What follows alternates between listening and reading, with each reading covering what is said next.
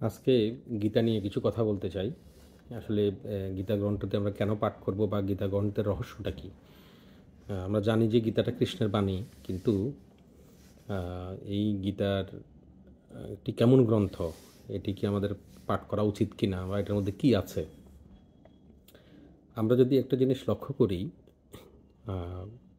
আমরা প্রথমেই যদি আমরা বলি যে গীতার পূর্ণরূপ হচ্ছে শ্রীমদ্ ভগবদ্ গীতা। তো শ্রীমৎ বা শ্রী শব্দের অর্থ হচ্ছে সুন্দর। শ্রীমৎ শব্দের অর্থ সুন্দর, ভগবৎ শব্দের অর্থ হচ্ছে কৃষ্ণ, আর গীতা শব্দের অর্থ হচ্ছে যা গায়ন করা হয়েছে বা যা গীত হয়েছে গীতা। আমরা যেমন বলি রবীন্দ্রসঙ্গীত, নজরুল গীতি। এই গীত শব্দ থেকে মূলত এই গীতা শব্দটি এসেছে, অর্থাৎ সুন্দর কৃষ্ণ যে গান গেয়েছেন বা যে গীত গেয়েছেন। আবার আমরা যদি গীত কথাটার অন্য অর্থের দিকে যাই, তাহলে আমরা দেখব যে গীত কথাটার অর্থ হচ্ছে জ্ঞান। তো আমরা যেটা বলতে চাইছি যে শ্রীমদ্ ভগবদ্গীতা অর্থাৎ সুন্দর কৃষ্ণ যেটা গেয়েছেন, কি গেয়েছেন তিনি? আমরা দেখতে পাচ্ছি যে এই গীতার মধ্যে কৃষ্ণ মূলত যে কাজটি করেছেন সেটা হচ্ছে যে কৃষ্ণ তার নিজের পরিচয়টা তুলে ধরেছেন, যে আসলে কৃষ্ণ কে। আমরা সাধারণত জগতের মধ্যে কৃষ্ণকে একজন অবতার রূপে দেখি, মনে করি যে কৃষ্ণ হচ্ছে, আমরা বলি যেমন সত্যযুগে হরি এসেছিলেন, তারপরে ত্রেতাতে রাম এসেছিলেন, তারপরে কৃষ্ণ এসেছিলেন, এবং আমরা বলি যে কলিতে চৈতন্য মহাপ্রভু এসেছেন। কিন্তু আমরা দেখতে পাচ্ছি কৃষ্ণ স্বয়ং পরম ঈশ্বর, এই কথাটি গীতায় বলা আছে। এখন তাহলে এবং সেটা কৃষ্ণ গীতায় অনেক শ্লোকে বলেছেন যে মত্তপর তরং নান্যত কিঞ্চিত অস্তি ধনঞ্জয়, অর্থাৎ আমার থেকে কিঞ্চিত পরিমাণ বড়ও কিছু নেই বা কিছু হতে পারে না। তারপরে বলছে না হুং প্রকাশ সর্বস্ব যোগমায়া সমাবৃতম মূঢ় অয়ম ন অভিজানাতি লোকমামজম অব্যয়ম, অর্থাৎ কৃষ্ণ বোঝাতে চাচ্ছেন যে তিনি সবার কাছে নিজেকে প্রকাশিত করেন না। মূঢ় ব্যক্তিগণ বিশেষ করে তার অজ এবং অব্যয় রূপটাকে জানতে পারে না। আমরা সাধারণত কৃষ্ণের জন্মতিথি পালন করে থাকি। আমরা মনে করে থাকি যে দ্বাপর যুগে কৃষ্ণ দেবকীর গর্ভে জন্মগ্রহণ করেছিলেন, এইভাবে আমরা কৃষ্ণকে দেখি। কিন্তু কৃষ্ণ অনেকগুলো শ্লোকে, যেমন আমরা এর আগে যেটি বলেছিলাম যৌমাম অজমনাদিম চ ব্যক্তি লোক মহেশ্বরম, অর্থাৎ কৃষ্ণকে জানতে হবে কিভাবে? কৃষ্ণকে জানতে হবে তিনি হচ্ছে অজ, অনাদি এবং সর্বলোক মহেশ্বর। তো এভাবে অনেকগুলো শ্লোকে আছে, যেমন কৃষ্ণ বলছেন গতি ভট্টা প্রভু সাক্ষী নিবাস শরণং সুরিদ প্রভব প্রলয় স্থানং নিদানং বিজম অব্যয়ম, অর্থাৎ কৃষ্ণ বলছেন যে কৃষ্ণ কখনো জন্মগ্রহণ করেননি। কৃষ্ণ অব্যয়, অব্যয় মানে হচ্ছে এমন একটি রূপ যে রূপটি চির পুরাতন এবং চির নতুন। তো আমরা সাধারণত কোনো জিনিসকে কি দেখি, কোনো একটা জিনিস সময়ের প্রভাবে বা যুগের প্রভাবে সেটা ম্লান হয়ে যায়, মানুষ ভুলে যায়, ক্ষয় হয়ে যায়, এরকম দেখি। কিন্তু কৃষ্ণের ক্ষেত্রে কৃষ্ণ বলছেন এরকমটি হয় না, তিনি হচ্ছেন অজ, অনাদি এবং অব্যয়। তো আমরা আমরা যে কথাটি বলতে চাচ্ছিলাম, যে আমরা গীতার ৭০টি শ্লোকে আমরা যেটা দেখি যে আমাদের শুধু আমাদের ধর্মই নয়, পৃথিবীতে যতগুলো বিশ্বাস মানুষের আছে প্রত্যেকটি বিশ্বাসই কোনো না কোনোভাবে আমরা যদি দেখি যে তাহলে সেটা কোনো না কোনোভাবে সেটা গীতা থেকে এসেছে। কিন্তু আমরা সাধারণত যে ধর্মকর্ম করি বা যেই কোনো ধর্মের, আমাদের ধর্মে বিশেষ করে সনাতন ধর্মের লোকেরা, আমাদের সেটা যে সম্প্রদায়ই হোক না কেন, কেউ কিন্তু আসলে গীতাকে ওভাবে অনুসরণ করে না। আমরা আমাদের যে প্রাত্যহিকভাবে যে সকাল থেকে শুরু করে যে ধর্মকর্ম করে থাকি, সে ধর্মের সাথে কিন্তু আসলে আমরা যদি সরাসরি দেখি গীতার কিন্তু খুব একটা মিল পাওয়া যায় না। তো আমি এটা বোঝাতে চাচ্ছি, আমরা যে ধর্মকর্ম করছি বা জগতের মধ্যে মানুষ যে ধর্মকর্ম পালন করছে, সেটা হচ্ছে যে গীতার একটা আসলে দূরস্থ প্রতিধ্বনি ছাড়া কিন্তু আর কিছু নয়। কিন্তু আমরা যদি একটা জিনিস লক্ষ্য করি যে কেউ একজন ভক্ত কিনা বা কৃষ্ণ ভক্ত কিনা সেটা যদি আমরা বোঝার চেষ্টা করি, তাহলে আমরা দেখব যে কারো ধর্মাচরণ বা ধর্মের অনুশীলন যদি গীতার সাথে মিলে, কৃষ্ণ কি বলছেন সেটার সাথে মিলে, তাহলে সেটা ধর্ম হবে। অন্যথায় কিন্তু আপনি যা পালন করছেন, আপনি যার কথা শুনেই সেটা পালন করেন না কেন, সেটার দায় দায়িত্ব কৃষ্ণ কিন্তু নিচ্ছেন না, এবং এটা হয়ও না। কারণ হচ্ছে এই অনন্ত কোটি বিশ্ব ব্রহ্মাণ্ড সহ সমস্ত চিন্ময় লোকের একমাত্র অধীশ্বর হচ্ছেন কৃষ্ণ।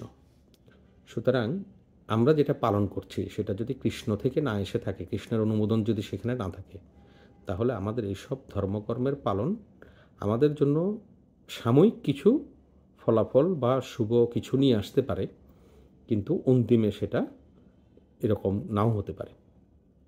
আমরা দেখছি যে কৃষ্ণ বলছেন ব্রহ্মণ হি প্রতিষ্ঠা অহম, অহম অমৃতস্য অব্যয়স্য চ শাশ্বতস্য ধর্মস্য সুখস্য ঐকান্তিকস্য চ। কৃষ্ণ কি বলছেন যে যেটাকে আমরা ব্রহ্ম বা পরম ব্রহ্ম বলে থাকি সেটা কৃষ্ণ প্রতিষ্ঠা করেছেন, অর্থাৎ সেটারও কৃষ্ণ থেকে জন্ম হয়েছে। ব্রহ্মণ হি প্রতিষ্ঠা অহম, অহম অমৃতস্য অব্যয়স্য চ। যেটাকে মানুষ পৃথিবীতে অমর হতে চায়, অমৃতকে লাভ করতে চায়, তো মানুষ মরতে চায় না। কিন্তু সেটি কীভাবে সম্ভব? কৃষ্ণ বলছেন যে অহম, আমি অমৃতস্য, অর্থাৎ তোমরা যদি অমর হতে চাও, তোমরা যদি মরতে না চাও, এমন একটা লোকে যদি তোমরা যেতে চাও, তাহলে তোমরা আমাকে লাভ করতে হবে। অমৃতস্য অব্যয়স্য চ, অর্থাৎ তোমরা জগতের মধ্যে যা কিছু লাভ করবে সেটা তোমাদের একসময় ব্যয় করে বা খরচ করে শেষ হয়ে যাবে, কিন্তু আমাকে লাভ করলে যেটা তোমরা পাবে সেটা আর কখনো কী হবে না, ব্যয় হবে না। এই জন্য বলছেন অহম অমৃতস্য অব্যয়স্য চ শাশ্বতস্য চ ধর্মস্য, অর্থাৎ তোমরা যে ধর্ম পালন করবে, মৌলিক যে ধর্মটা সব প্রত্যেকটি জীবের ধর্ম, সমস্ত ব্রহ্মাণ্ডের ধর্ম যেটা, সেই ধর্ম যেটা শাশ্বত সনাতন ধর্ম, সেটা আমার থেকে আসে। সনাতন ধর্ম মানে এই নয় যে আমি বিভিন্ন রকমের মূর্তি বানালাম, পূজা করলাম, বিভিন্ন লোকাচার করলাম, এইগুলো সনাতন ধর্ম নয়। সনাতন ধর্ম হচ্ছে যে যেটা কৃষ্ণ গীতায় বলেছেন সেটাই হচ্ছে সনাতন ধর্ম। আর কৃষ্ণ কি বলছেন যে তোমরা আমার কাছে আত্মসমর্পণ করো, তাহলে সেটা ধর্ম হবে, অন্যগুলো কিন্তু ধর্ম না। এই যে বলছে শাশ্বতস্য চ ধর্মস্য, অর্থাৎ শাশ্বত যেটা ধর্ম, শাশ্বতস্য ধর্মস্য সুখস্য ঐকান্তিকস্য, তোমরা যদি প্রকৃত সুখ লাভ করতে চাও, যেটা অনাবিল, কখনো শেষ হবে না, সেটার প্রতিষ্ঠাতা আমি, বা সেটা আমাকে লাভ করলেই পাওয়া যায়, অন্য কোনোভাবে সেটা পাওয়া যায় না। তো আমরা দেখতে পাচ্ছি কি, আমরা এর একটা কতগুলো শ্লোকে আমরা দেখতে পাবো এরকম, যেমন ধরেন দ্বিতীয় অধ্যায়ের 39, 40 বা 41 নম্বর শ্লোকে, সেখানেও কিন্তু আমরা দেখতে পাচ্ছি এরকম বিষয়টি রয়েছে। সেখানে কৃষ্ণ বলছেন যে ন ইহ অবিক্রমণাশ অস্তি প্রত্যবায়ু নবেদ্যতে স্বল্পম অপিষ্য ধর্মস্য ত্রায়তে মহতে বায়াত। কৃষ্ণ কি বলছেন যে আমার বুদ্ধিতে যদি তুমি প্রচেষ্টা করো, তাহলে যেই প্রচেষ্টা তুমি করবে তার কখনো কি হবে না, নাশ হবে না, এবং প্রত্যবায়ু নবিদ্যতে, সেটা কখনো ক্ষয় হবে না। স্বল্পম অপিষ্য ধর্মস্য, আমার বুদ্ধিতে যদি তুমি অল্প পরিমাণ ধর্মও করো, ত্রায়তে মহতে বায়াত, আমি তোমাকে মহাভয় থেকে পরিত্রাণ করব। তারপরে 41 নম্বর শ্লোকে এসে কৃষ্ণ বলেছিলেন যে ব্যবসায় আত্মিকা বুদ্ধি একে হকুরনন্দন, অর্থাৎ তোমরা যদি এই মানে ঠিকভাবে নিশ্চিত হতে পারো যে তুমি কার উপাসনা করবে, সেটা আসলে একজনের প্রতি হবে এবং সেটা কৃষ্ণের প্রতি হবে। এবং বলছে বহু শাখা হি অনন্তস্য বুদ্ধয় ব্যবসায়ী নাম, অর্থাৎ তুমি যদি দৃঢ় চিত্তবান, তোমার বিশ্বাসটা যদি প্রতিষ্ঠিত না হয়, তাহলে তুমি কি করবে, নানা ধরনের দেবদেবতা, নানা ধরনের মূর্তি, নানা ধরনের বিষয় তোমার মধ্যে চলে আসবে, এবং এগুলো করে তুমি আরাধনা করবে, এবং এগুলা যারা বলবে তারা খুব সুন্দর করে বলবে। এরপরের অনেকগুলো শ্লোক কৃষ্ণ এই কথাগুলো বলেছেন। তো আমার এই সংক্ষিপ্ত ভিডিও, আসলে এখানে অনেক কিছুই বলা সম্ভব নয়। তো তারপরও যেটা কথাটা বলতে চাই সেটা হচ্ছে যে এই গীতার মধ্যে যেই উক্তিগুলো আছে, সেই উক্তি মোতাবেক, অর্থাৎ গীতোক্ত কর্মই কৃষ্ণ লাভ। কেউ যদি কৃষ্ণকে লাভ করতে চায়, তাহলে তার ধর্মাচরণ আবশ্যিকভাবে গীতার সাথে মিলতে হবে। যদি গীতার সাথে না মিলে, অর্থাৎ এটা আসলে কোনো ধর্ম না। যেই ধর্ম কৃষ্ণ লাভের জন্য করা হয় না, অর্থাৎ কৃষ্ণকে জীবনের একমাত্র সত্যরূপে স্বীকার করে এবং কৃষ্ণ লাভের জন্য যে ধর্মকে পালন করা হয় না, সেটা আসলে ওই অর্থে কোনো ধর্ম না। এটা কারো ভালো লাগুক না লাগুক, বিষয়টা কিন্তু আসলে এরকমেরই। এবং কোনো একজন মানুষ শুদ্ধ ভক্ত কিনা আ আ সেটাও আসলে বোঝা যাবে কিভাবে? সেটা বোঝা যাবে যে সে আসলে কার উপাসনা করছে। সে যদি মে মানে এই বিভিন্ন দেবদেবতার উপাসনা করে, বা সে যদি ব্রহ্ম উপাসনা করে, নিরাকার ব্রহ্মের উপাসনা করে, সে যদি পরমাত্মার উপাসনা করে, সে যদি বিভিন্ন অবতারের উপাসনা করে, এই রকমের উপাসনাগুলো একেকটা স্তরে একেক রকম সত্য। কিন্তু যিনি প্রকৃত শুদ্ধ ভক্ত, তিনি শুধু কৃষ্ণ ভক্তিটাকেই স্বীকার করবেন এবং একমাত্র কৃষ্ণকেই পূজা করবেন। এছাড়া কিন্তু তিনি অন্য কিছু করবেন না। এই জন্য আমরা বলতে পারি যে গীতোক্ত কর্মই হচ্ছে যে কৃষ্ণ লাভ। অন্যগুলো আসলে কৃষ্ণ লাভের জন্য করা হয় না। এগুলা হচ্ছে এই যে এইসব ধর্মগুলো পালন করলে মানুষের জড়জগতেও বিভিন্ন রকমের মানে এই টেম্পোরারি লাভ হয়ে থাকে এবং মানুষ স্বর্গলোক পর্যন্ত যেতে পারে। এই জন্য কৃষ্ণ গীতায় বলছেন আব্রহ্ম ভুবনালোক পুনরাবর্তন অর্জুন মামুপত্য তুকুন্তে পুনর্জন্ম ন বিদ্যতে। অর্থাৎ এই ব্রহ্মলোক পর্যন্ত, স্বর্গলোক তো পরের কথা, ব্রহ্মলোক স্বর্গলোকেরও পরে, সেই ব্রহ্মলোক পর্যন্ত কেউ যদি লাভ করে, সে লোক থেকে তাকে আবার ফিরে আসতে হয়। সেটা অনেক দীর্ঘ সময়, কিন্তু সেখান থেকেও ফিরে আসতে হয়। কিন্তু মাম উপত্য মানে আমাকে লাভ করলে, তৌ কুন্তেও কিন্তু হে অর্জুন, মাম উপত্য তুকুন্তেও পুনর্জন্ম ন বিদ্যতে, অর্থাৎ আর তার পুনর্জন্ম হয় না। অর্থাৎ যিনি কৃষ্ণকে লাভ করেন তিনি কৃষ্ণলোক প্রাপ্ত হন, তখন আর তাকে এই জগতে ফিরে আসতে হয় না।